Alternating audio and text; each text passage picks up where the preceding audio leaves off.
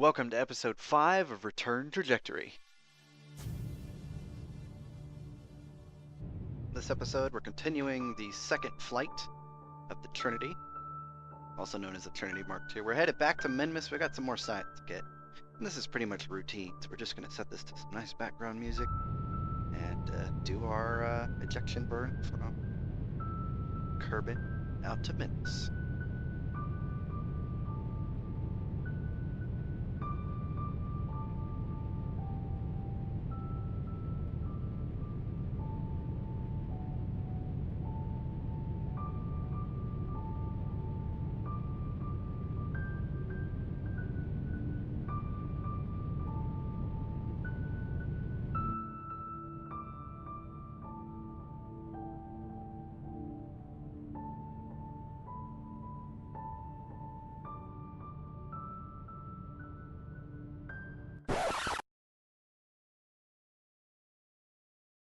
Oh.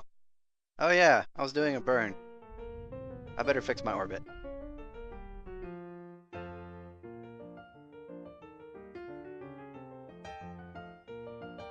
Burning north.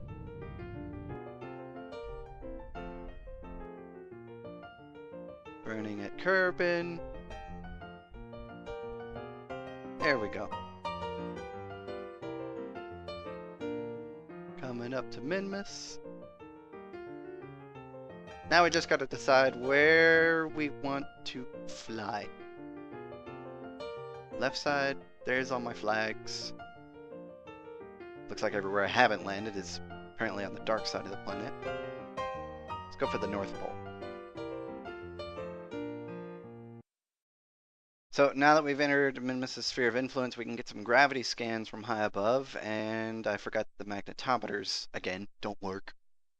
We're gonna go on our way in. Since Minmus does rotate, we'll be able to get a couple of biome reports on the way in from the gravimetric, or the gravioli detectors. Slopes, midlands, flats, lowlands. Got those 4 biomes. What else can we get? Slopes, I got that one already. Lowlands, got that one already. Just gonna decrease our periapsis. We're coming above the North Pole, and our periapsis is actually further along the back side of the planet, as you can see, and I do want to land on the northern edge. Got another gravity report. Let's see what else. Got another one. Still coming in. Highlands. High over Minmus. Crew report. Magnetometer still doesn't work. I don't know why I tried it again. Definition of insanity, trying the same thing over and over again and expecting a different result. But in this case, we've got different results going on because, hey, guess what? We're doing different things. We're flying over different areas. Oh, there we go, poles, so we can stop our burn right now. Now that we have those gravioli detectors, we can do the crew or the reports above that biome, and this is literally the best way to find different areas because we are above a different biome with the gravioli report, and then I can be like, oh, I should land here, which is what I'm doing right now. Now I've still got about 300 units of liquid fuel on this particular stage, which was just supposed to be our transfer stage. But I'm going to go ahead and use the fuel because I have it. And our gravity data is showing us still above the poles. We're going to keep that data. And the temperature gauges only show near or you know, on the surface. It doesn't actually tell us what biome we're at.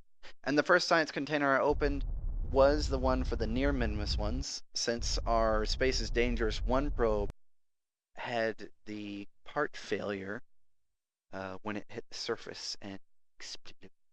So we finally have retrieved that science yet again. So we're basically just gonna slowly drift down, and this is at 4 times time acceleration. We're just slowly coming down at Minmus, falling from 10 kilometers. And I was like, well, I don't know why I'm just sitting here. So I checked some science, got my data out of those on the way down since we weren't really in a rush.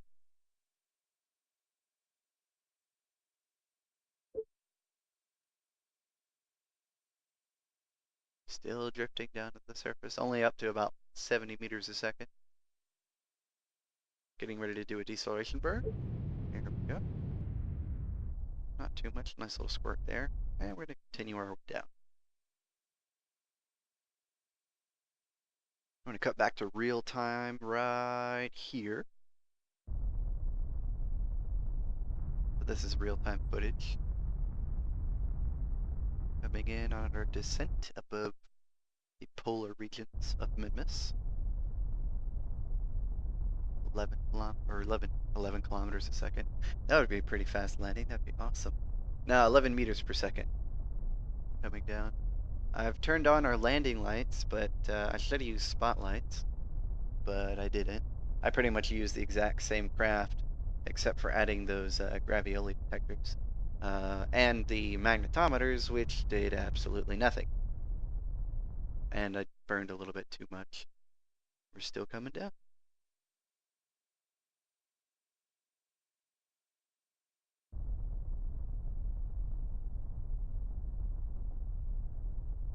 Nice and gentle. Now we landed on our engines last time, and that worked out fine. So I was like, hey, you know what? LV909s, they're kind of a bigger part. That should do just fine. Plus I've got all those SAS modules, so I'm super stable. Kind of see the lights on the ground there. And come on, there we go. I had a simple touch. And yay, we're on the surface. So let's go back to 4 times tile acceleration. Had a bit of a tip over there. SAS modules compensated. Getting our goo reports and our material bay reports. And I think what I was doing here is doing double Science Junior reports and double GRU reports, but it didn't occur to me at the time that, hey, dummy, you're putting in more than one into the same thing. But we were able to put our flag down. Minmus polls. Figured while I was here, I'd max out the science I'd get so I wouldn't have to return. But ironically enough, he wasted a goo container and a material bay. I am so smart. SMRT. And we're just picking our next destination and going up from the surface. So we're going to be heading south at about 225 degrees-ish. We're going to go for that flat crystal lake right there.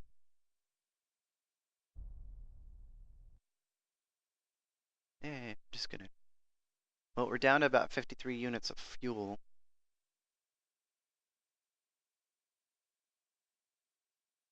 Slopes, I've already got data from that area. Lowlands. Here we go, flats. Slopes. Retrograde burn.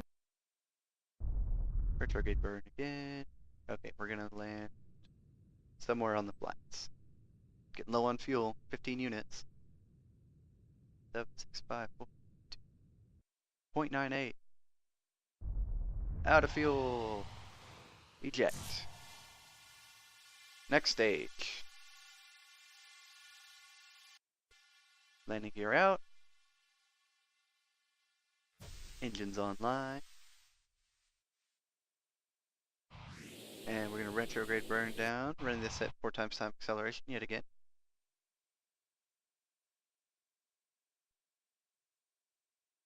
And getting ready for our landing right here. So braking burn.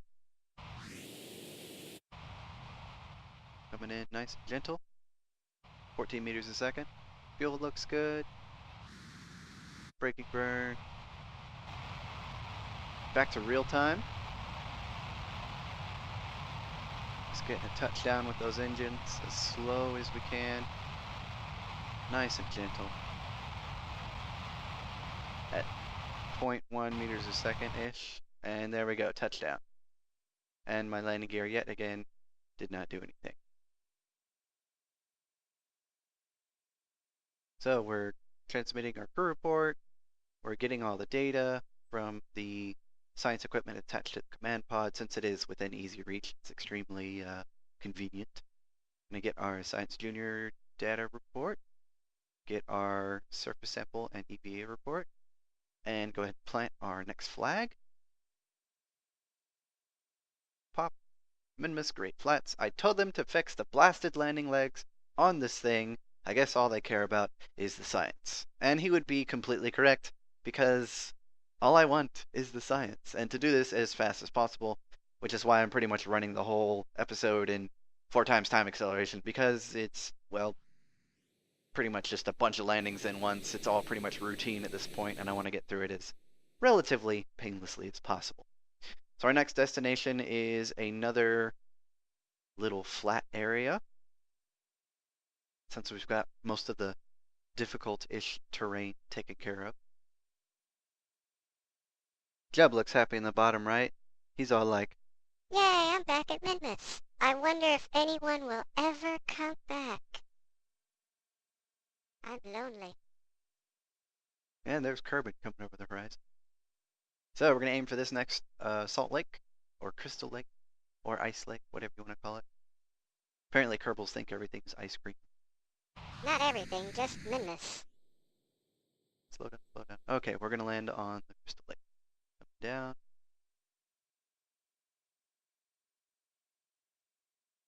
Yep, we'll dandy. Or at least a crash if we don't do our engines. And prepping for that first braking burn after we turn off time warp. There we go. Good enough for now. Coming in.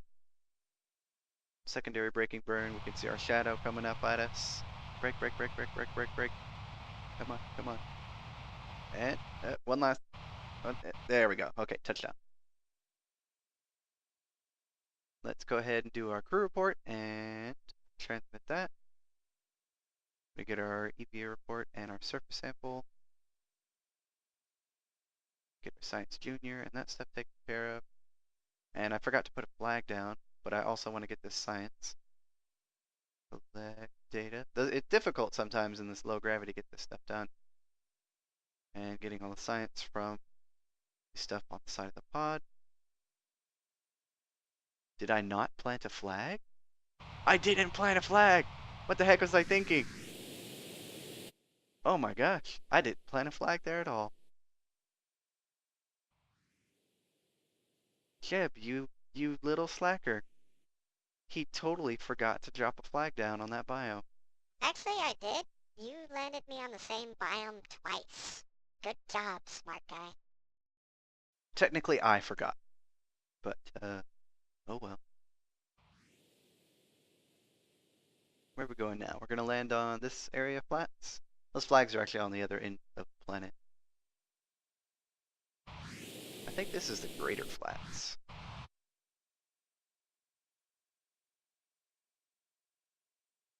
Not too sure though. Alright, coming down. Braking burn. Braking burn again. And landed. Sweet. So next screw report. Getting the data out of the gravioli detectors. Get thermometer scans. EVA report. Science report. I think I totally forgot to plant 2 flags. Wow. Nope, we landed here already too. I must have just been caught up in getting the science. Maybe the KSC was yelling at Jeb. They were like, hey, get that science and get it done. We don't care about planting flags anymore. There's too many over there already. We didn't put any flags for you except the one. Yeah, I don't know if you were actually watching, but I did put those flags down. Thank you. Just adjusting my landing zone, which is on that next crystalline lake. Looks like it's going to be a shadow landing. Or partial shadow. Mostly shadow, actually. You can barely see the ground. Minmus's Lesser Flats is where we're landing now. Yep, Lesser Flats. Standard descent profile. Braking burn.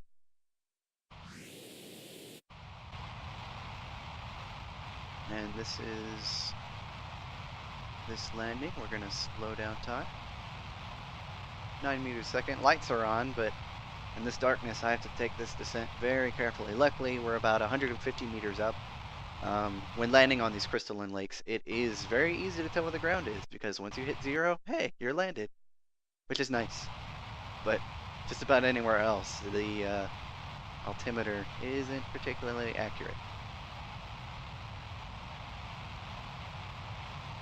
I can't even see the lights from my spotlights yet. Those floodlights aren't very good for distances, but they're good for lighting up a wide variety of stuff without blaring the heck out of it as far as just too much light. 20 meters above the surface, and those lights aren't even getting any detection on the ground yet. Oh, there we go. 20 meters up, and they're hitting stuff. So coming in on this last descent. 0.5 meters a second. 0.2, and touchdown. Sweet. We are on the surface. Yay. Just checking for material base. There we go. There's one. Let's go ahead, open that up. That is a lesser flat biome. Popping open our last GUI report, increasing time to ×4 again. Closing the solar panels, getting the data off the sides.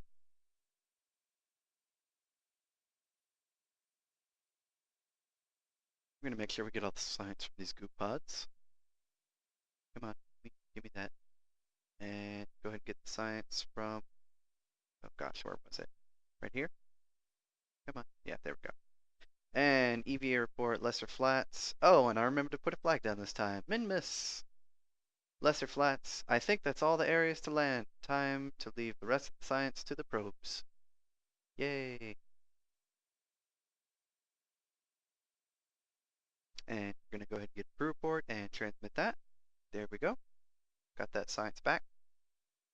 Awesome. So we're going to take off from Minmus now. And go towards 90 degrees with the rotation of Minmus. Got about 120 units of fuel left, so we got plenty.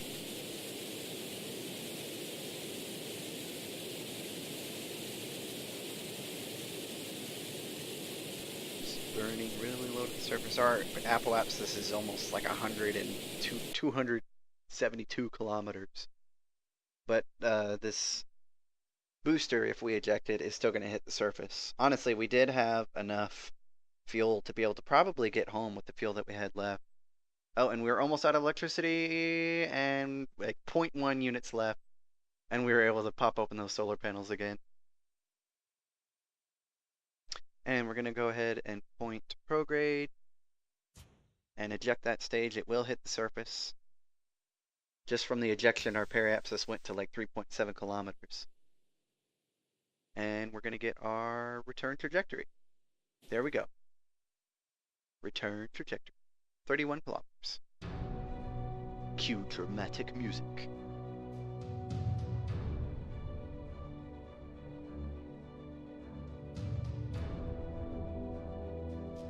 And we're getting as many gravioli reports leaving Minmus as we can. Coming back to Kerbin. Getting some gravioli reports from high over Kerbin's different biomes. Had some weird glitch with the clouds disappearing at a certain render distance. But I'm time warping just a little bit, getting those crew reports, getting all that stuff taken out of those things and recycling them as much as we can. Figured we might as well leech as much science as possible on the way in.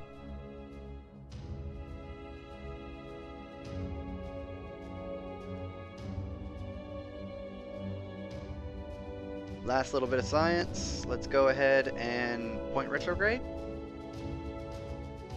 We've got re-entry heat. Let's go ahead and pop the stage. There we go. Awesome. Our apoapsis. Whoa, what are we doing? What's going on? Okay, let's point back. We don't want anything to burn up. We're going up again.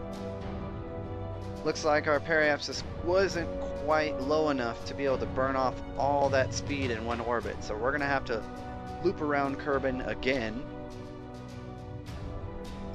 and go for another atmospheric reentry. Hello, sun.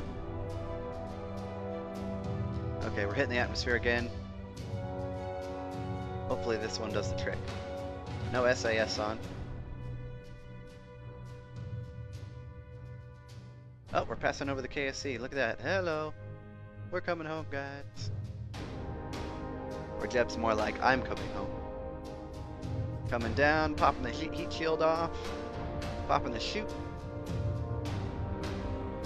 Coming in for landing. There we go. Touchdown. Alright, let's go ahead and recover that vessel. So here we are back at the KSC. We got 3,077.4 science, bringing us up to 3419. We've got all the science, so the first thing we're going to want is to get large control. This will give us those large RCS storage tanks and bigger lander cans. We'll also get very heavy rocketry, which gives us main cell engines and the large Kethane refinery.